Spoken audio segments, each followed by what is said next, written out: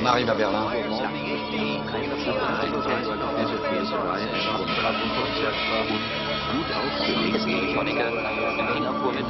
An den Kontrollpunkten starker Ausreiseverkehr, aber erfreuliche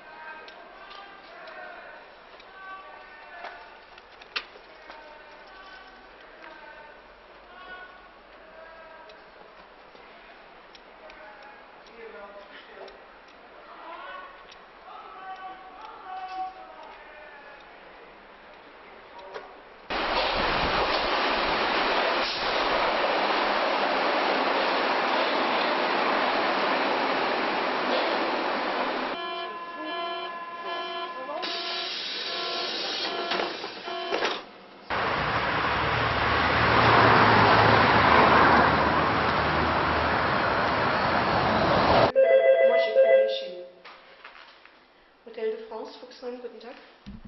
Monsieur Capoine, qui est le gérant de l'hôtel,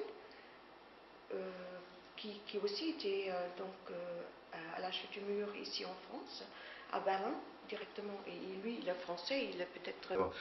On notait exactement tout le monde notait tout.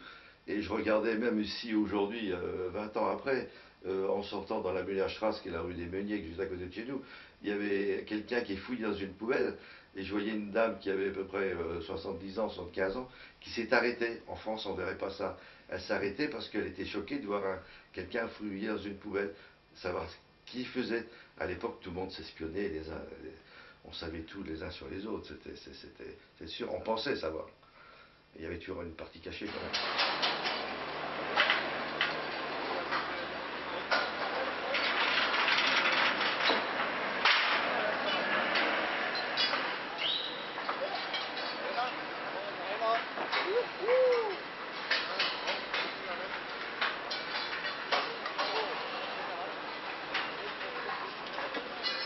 Et on sentait que les choses allaient bouger, mais on ne savait pas quand. Et donc le 9 novembre au soir, mon mari rentre d'une réunion le soir, il avait mis sa radio dans sa voiture, et puis il m'a dit il y a quelque chose qui se passe au mur, il faut vite aller voir.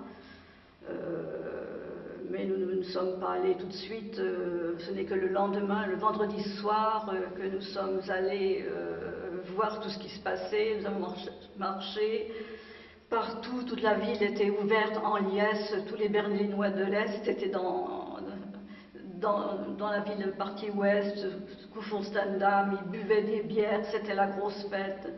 Nous sommes allés à Checkpoint Charlie, et là, j'en ai les frissons encore parce que on tapait de joie sur les trabanes qui passaient à Checkpoint Charlie. Pour nous, c'est un souvenir très émouvant. Bien sûr, pour nous, ça remettait un petit peu en cause notre avenir professionnel. Il y a eu des changements. Pour moi, c'est une partie de ma vie que j'ai laissée à Berlin.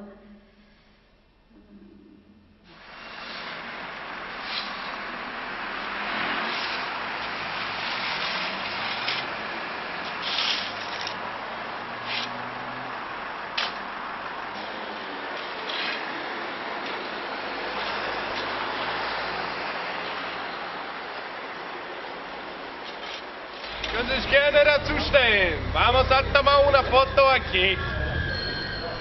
Vous pouvez faire une photo ici avec nous.